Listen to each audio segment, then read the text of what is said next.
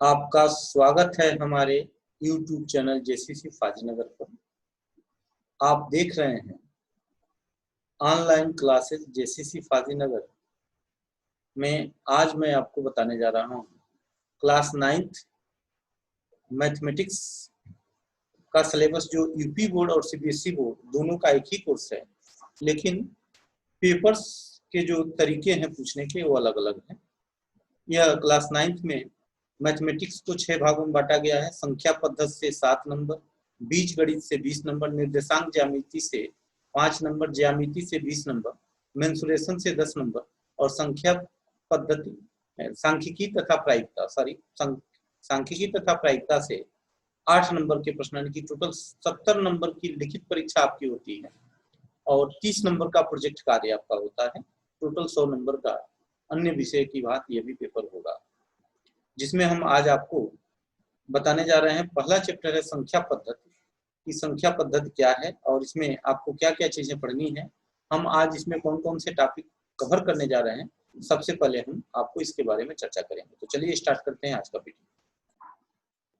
तो आज के वीडियो को स्टार्ट करने से पहले हम आपको बता दें कि यह जो वीडियो है, आप जैसा कि देख पा रहे हैं यहाँ पे लोगो है, यह चैनल जेसीसी का, और आज क्लास 9th मैथमेटिक्स का यह वीडियो है जो आपको हमारे द्वारा, यानी कि मैं हूं बसंत कुमार सिंह, टीचर पावन नगर महावीर इंटर कॉलेज फाजिलनगर कुशीनगर, जो यह वीडियो आपको यहाँ दिखाया जा रहा है। सबसे पहले मैं आपको एक आज का संदेश बता दूं। हमारा जो आज का संदेश है, don't wait for perfect moment, make the moment and take the moment and make it perfect. अच्छे समय का इंतजार न करें, जो भी आपके पास समय है आप उस समय को महत्वपूर्ण बनाएं, परफेक्ट बनाएं, क्योंकि अच्छा समय कभी नहीं आता है। आप चाहते हैं तो आपका हर समय अच्छा होता है। इन्हीं विचारों के साथ हम आज का वीडियो ये स्टार्ट करने जा रहे हैं। सबसे पहले मैथमेटिक्स में जो चैप्टर आपको हम आज स्टार्ट करने जा रहे हैं उसका नाम है संख्या पद्धति, नंबर सिस्टम, जिसमें पहला टॉपिक आपको बताया जाएगा कि अंक क्या होता है, डिजिट क्या है, संख्याएं क्या होती हैं, नंबर्स क्या होते हैं, संख्याएं कितने प्रकार की होती हैं, टाइप्स ऑफ नंबर्स, वास्तविक संख्याएं यानी कि रियल नंबर क्या होता है, वास्तविक संख्याएं कितने प्रकार की होती हैं, और वास्तविक संख्याओं में आपको परमेय संख्या और अपरमेय संख्या के बाद परमेय संख्याओं से संबंधित प्राकृतिक संख्या यानी कि नेचुरल नंबर, पूर्ण संख्या यानी होल नंबर और पूर्णांक के साथ आपको एक एक्सरसाइज कवर कराने का प्रयास किया जाएगा। तो आज जो हम आपको टॉपिक स्टार्ट करने जा रहे हैं, सबसे पहले अंक क्या होते हैं। यहाँ पे आप देख पा रहे हैं कि अंक के बारे में बताया गया है कि अंक क्या होता है। 0, 1, 2, 3, 4, 5, 6, 7, 8, 9 are called digits. This is known as fundamental digits. इसमें जो आपको सिंबल दिखाई दे रहे हैं उनको हम डिजिट्स कहते हैं और यह एक दूसरे से पूर्णतः स्वतंत्र होते हैं, कोई किसी पर डिपेंड नहीं करता है, इसलिए इसको हम फंडामेंटल डिजिट्स भी कहते हैं। आप हिंदी मीडियम के विद्यार्थी हैं तो लिख सकते हैं 0, 1, 2, 3, 4, 5, 6, 7, 8, 9 जो सिंबल है वो अंक कहते हैं, इन्हें मूल अंक भी कहते हैं। अब इन अंकों की सहायता से नंबर प्राप्त होते हैं और यहाँ a group of digits is called a number. संख्याओं के समूह को, अंकों के समूह को संख्या कहते हैं। जैसे 99 है, 35 है, 27 है, 59 है, 9264 है और 9,51,745 है। यह अंकों का समूह है जिसको हम संख्या कहते हैं। और इसके बाद आपको मुख्य रूप से यह बताया जाएगा कि संख्याएं कितने प्रकार की होती हैं। तो संख्याएं यहाँ पे मुख्यतः 3 प्रकार की होती हैं, जिसमें से आपको अभी केवल वास्तविक संख्या के बारे में बताया गया है। अभी तक कक्षा 1 से लेकर के और अभी तक आपको केवल जो संख्याएं पढ़ाई जाती हैं वह वास्तविक संख्या जिसको रियल नंबर कहते हैं। दूसरा है कॉम्प्लेक्स नंबर। इमेजिनरी नंबर, और तीसरा है कॉम्प्लेक्स नंबर। इमेजिनरी नंबर को काल्पनिक नंबर कहते हैं, ऐसी कोई संख्या अभी तक आपको नहीं पढ़ाई गई है। और कॉम्प्लेक्स नंबर होता है वास्तविक संख्या काल्पनिक संख्या के संयोग से कॉम्प्लेक्स नंबर यानी कि सम्मिश्र संख्याएं प्राप्त होती हैं। तो केवल आपके कोर्स में है वास्तविक संख्या, जिसके बारे में आपको पढ़ना है। तो चलिए स्टार्ट करते हैं। वास्तविक संख्याएं कितने प्रकार की होती हैं, यानी कि वास्तविक संख्याओं के प्रकार। तो अगर देखा जाए तो वास्तविक संख्याएं मुख्यतः दो प्रकार की होती है, जिसमें पहली संख्या परिमेय और दूसरी संख्या अपरिमेय कहलाती है। तो इनको जानने से पहले हम वास्तविक संख्या किसे कहते हैं इसके बारे में चर्चा कर लें। A number whose square is non negative is called real number. एक वह संख्या जिसका वर्ग धनात्मक होता है वास्तविक संख्या कहलाती है। जैसे 12 है, इसका स्क्वायर करेंगे तो 144 प्लस में आएगा। 23 का वर्ग करके देखिएगा प्लस में आएगा। 32 का वर्ग करेंगे तब भी प्लस आएगा। -4 का वर्ग करेंगे तब भी प्लस आएगा। -25 का वर्ग करेंगे तब भी प्लस आएगा। √3 का स्क्वायर करेंगे तब भी +3 आएगा। और 22/7 का वर्ग करेंगे तब भी प्लस ही आएगा। इसमें कोई संख्या निगेटिव नहीं आएगी, ऋणात्मक नहीं होगी। तो ऐसी संख्याओं को हम वास्तविक संख्या कहते हैं। और वास्तविक संख्याएं कितने प्रकार की होती हैं इसके बारे में अगले स्लाइड में आपको यह बताया जाएगा कि यह वास्तविक संख्या जो आपको पढ़नी है यह कितने प्रकार की होती है। तो वास्तविक संख्याएं मुख्यतः दो प्रकार की होती हैं, जिसमें से पहला है परिमेय संख्या, जिसको हम रेशनल नंबर कहते हैं, और दूसरी जो संख्या है वह इरेशनल नंबर, जिसको अपरिमेय संख्या भी कहते हैं। तो आज हम पढ़ेंगे कि वास्तविक संख्याओं में से जो पहली संख्या है रेशनल नंबर, परिमेय संख्या, इसे कैसे डिफाइन करते हैं और इसका क्या अर्थ होता है यह समझने का प्रयास करेंगे। तो सबसे पहले इसमें रेशनल नंबर क्या होता है। The number of form P/Q where P and Q are integers and Q not equals to 0 are known as rational number। Example दिया गया है 0 एक परिमेय संख्या होती है, क्योंकि 0 को 0/1 0/2 कुछ भी लिख सकते हैं। 2 परिमेय संख्या है। 4 -4/1 लिख सकते हैं। 10 को 10/1 लिख सकते हैं। 55 को 55/1 और 22/7 ऐसी सभी संख्याएं जो न्यूमरेटर और डिनोमिनेटर यानी कि अंश और हर के रूप में लिखी जाती हैं परिमेय संख्याएं कहलाती हैं। यहाँ पे हम हिंदी में इसका डिफिनेशन यह दे सकते हैं कि वह संख्या जो P/Q के रूप में लिखी जा सकती है, जहाँ P तथा Q पूर्णांक हैं परंतु Q शून्य पूर्णांक नहीं है, वो परिमेय संख्या कहते हैं। और उदाहरण ऊपर जो लिखा गया है आप उसको लिख सकते हैं। अब परिमेय संख्याओं में कौन कौन सी संख्याएं आती हैं, तो यहाँ पे परिमेय संख्या में सबसे पहले आप नेचुरल नंबर के बारे में पढ़ते हैं। किसी भी चीज को गणना करना होता है, आपके क्लास में कितने विद्यार्थी हैं, आप कितने भाई हैं, आपके गांव में कितने घर हैं, तो हम जिन संख्याओं का प्रयोग करते हैं काउंटिंग में, गणना में, उन्हें प्राकृतिक संख्या कहते हैं। और इसका डिफिनेशन लिख सकते हैं। Counting number is known as natural number.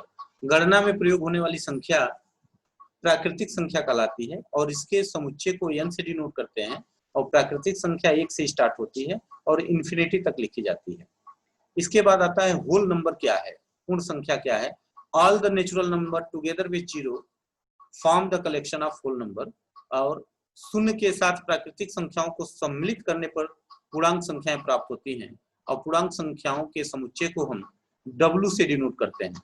और W में 0, 1, 2, 3, 4 एंड सो ऑन लिखते हैं। इसका भी कोई अंत नहीं है, लेकिन स्टार्ट 1 से होता है। इसके बाद से पढ़ेंगे कि प्राकृतिक संख्या और शून्य होल नंबर में कुछ चीजें हैं जो आपको जाननी है। यहाँ लिखा गया every natural number is a whole number. प्रत्येक प्राकृतिक संख्या पूर्ण संख्या होती है, लेकिन शून्य is a whole number which is not a natural number. शून्य एक पूर्ण संख्या है लेकिन प्राकृतिक संख्या नहीं है। तो कह सकते हैं कि सभी पूर्ण संख्याएं प्राकृतिक संख्याएं नहीं होती हैं।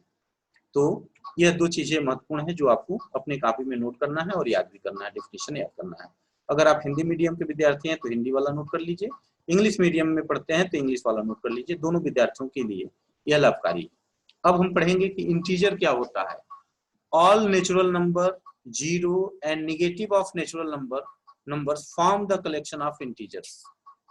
प्राकृतिक संख्या शून्य और प्राकृतिक संख्याओं का ऋणात्मक का समूह पूर्णांक कहलाता है। अगर हम पूर्णांक को डिनोट करें I से, तो इसमें माइनस इन्फिनिटी से प्लस इन्फिनिटी की संख्याएं होती हैं शून्य के दाहिने तरफ, राइट हैंड साइड हम प्राकृतिक संख्या लिखते हैं, शून्य के बाईं तरफ हम निगेटिव इंटीजर्स लिखते हैं, ऋणात्मक संख्या लिखते हैं, बीच में जीरो होता है जो न्यूट्रल होता है, जो न प्लस होता है ना माइनस होता है। Every natural number is a integer, प्रत्येक प्राकृतिक संख्या पूर्ण संख्या होती है, यह नोट में आप नोट कर लेंगे। और दूसरा है every whole number is a integer, प्रत्येक पूर्ण संख्याएं भी पूर्णांक होती हैं। और अगर यह इसका उल्टा कहा जाए कि प्रत्येक पूर्णांक प्राकृतिक संख्या होती है या पूर्णांक होती है, तो यह सही नहीं होगा। हम पूर्णांकों को नंबर लाइन पर डिनोट करने के लिए बीच में जीरो लिखते हैं और दाहिने तरफ इक्वल डिस्टेंस पे 1 2 3 4 लिखते जाते हैं, और शून्य के बाईं ओर ऋणात्मक संख्याओं को -1 -2 -3 इक्वल डिस्टेंस पर एक बराबर दूरी पर लिखते चले जाते हैं। दोनों तरफ एरो लगाते हैं क्योंकि इसका कोई अंत नहीं है। इस प्रकार से हम पूर्णांकों के बारे में महत्वपूर्ण जानकारी यहाँ पे आपको दिखाई दे रहा होगा, आप इसको कॉपी में नोट करेंगे। इसके बाद से यहाँ पे एक नंबर लाइन दिखाया गया है, शून्य के बाद एक आता है, एक से लेकर के इन्फिनिटी तक की संख्याओं को ले लिया जाए तो इसको हम प्राकृतिक संख्या कहते हैं, जहाँ पे यहाँ पे कुछ लॉलीपॉप दिखाए गए हैं जिनको हम 1 2 3 इस तरह से काउंट करते हैं। तो काउंटिंग में जिन संख्याओं का प्रयोग करते हैं उसे नेचुरल नंबर कहते हैं। अगर इसी नेचुरल नंबर में हम शून्य को भी सम्मिलित कर लें तो शून्य को मिलाने के बाद से जो संख्या प्राप्त होती है उसे हम होल नंबर कहते हैं, और यह जीरो से स्टार्ट हो जाता है, जीरो से इन्फिनिटी तक की संख्या को होल नंबर कहते हैं। अब इसमें हम सभी ऋणात्मक संख्याओं को भी सम्मिलित कर लेते हैं तो यह पूरा हमारा इंटीजर बन जाता है जिसका कोई न तो आदि है ना अंत है। जैसे यहाँ सीन दिखाया गया है, सड़क का कोई अंत नहीं दिखाई दे रहा है, ठीक इसी प्रकार से दोनों तरफ इन संख्याओं का कोई अंत नहीं है। इन्हें हम पूर्णांक कहते हैं, आई से या जेड से निरूपित करते हैं। तो चलिए हम इन जानकारी के बाद जो थियरी आपको बताया गया, इसके बाद आपसे कुछ प्रश्न यहाँ पूछे जा रहे हैं, हिंदी और इंग्लिश दोनों में यहाँ लिखा गया है। जैसे कि आप देख पा रहे हैं यहाँ पे लिखा गया है, क्या शून्य एक परमेय संख्या है?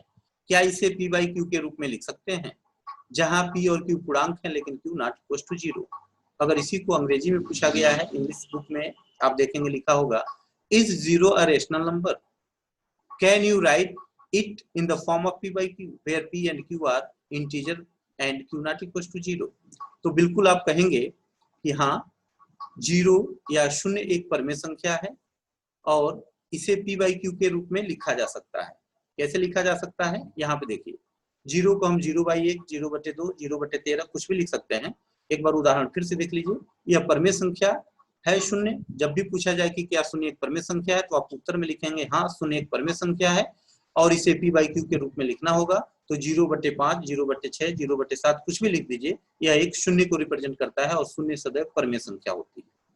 अगर आप इंग्लिश मीडियम के विद्यार्थी हैं और आपसे यह प्रश्न पूछा गया है जैसा कि नीचे इंग्लिश में लिखा गया है, तो आप लिखेंगे सोल्यूशन में as 0 is a rational number, it can be written p by q as 0 is equal to 0/1 0/2 0/13 etcetera.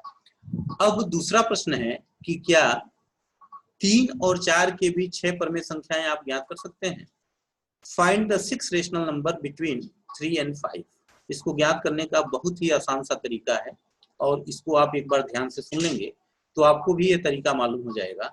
3 छोटा है और 4 बड़ा है, तो हमने 3 लिख लिया बाएं तरफ और 4 लिख लिया दाहिने तरफ। दोनों का डिनोमिनेटर हर एक है।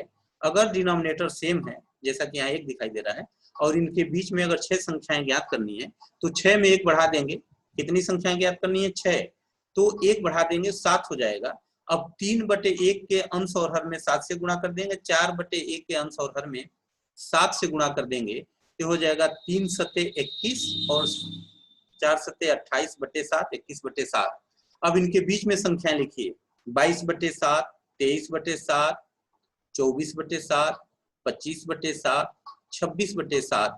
तो इस तरह की संख्याएं आपको प्राप्त होंगी और यह संख्याएं 3 और 4 के बीच में जो संख्याएं प्राप्त हो गई आपको 22/7 23/7 24/7 25/7 26/7 और 27/7 काउंट कर लीजिए। यह 6 संख्याएं हैं जो 3 और 4 के बीच में आती हैं। इस प्रकार से आप दो संख्याओं के बीच में परमेय संख्या ज्ञात कर सकते हैं। अब हम बढ़ते हैं क्वेश्चन 3 की तरफ और क्वेश्चन 3 भी इसी तरह का है। 3/5 और 4/5 के बीच 5 परमेय संख्याएं ज्ञात कीजिए। Find 5 rational number between 3/5 and 4/5। इसको भी सॉल्व करने का वही तरीका है। 3/5 और 4/5 के बीच 5 परमेय संख्याएं ज्ञात करनी है, तो आप 3/5 और 4/5 दोनों का हर इसमें भी समान है और 5 संख्याएं ज्ञात करनी है, तो दोनों के अंश और हर में 6 से गुणा कर दीजिए। तो 3 में 6 से गुणा करेंगे तो 18/30 और 4 में 6 से गुणा करेंगे 24/30 हो जाएगा। अब इनके बीच में 18 से लेकर के 23 तक की बीच की सभी संख्याएं लिख लीजिए, तो आपको मिलेगा 19/30, 20/30, 21/30, 22/30 और 23/30। यह वे संख्याएं हैं जो 3/5 और 4/5 के बीच में आती हैं। तो 3/4 और 4/5 के बीच में 5 रेशनल नंबर आपको रेड कलर से लिखा हुआ दिख रहा होगा। यह आसान सा तरीका है, आप इसको वीडियो को देख लीजिए और एक बार लिखने का प्रयास करिए। लेकिन इसके लिए डिनोमिनेटर सेम होना चाहिए, नहीं सेम है तो एलसीएम लेकर के हम डिनोमिनेटर को सेम बना लेंगे। अब क्वेश्चन नंबर 4 में आपसे पूछा गया है, दिए गए कथन सत्य है या असत्य, कारण के साथ उत्तर दीजिए। अब यहाँ दिया गया है, state whether the following statement are true और false, give the reason for your answer. पहला पूछा गया है कि प्रत्येक प्राकृतिक संख्या पूर्ण संख्या होती है। Every natural number is a whole number. प्राकृतिक संख्या में कोई ऐसी संख्या नहीं है जो पूर्ण संख्या में न हो, तो इसलिए यह कथन क्या है, सत्य है। लिखेंगे प्रत्येक प्राकृतिक संख्या, every natural number belonging to whole number, therefore this statement is true.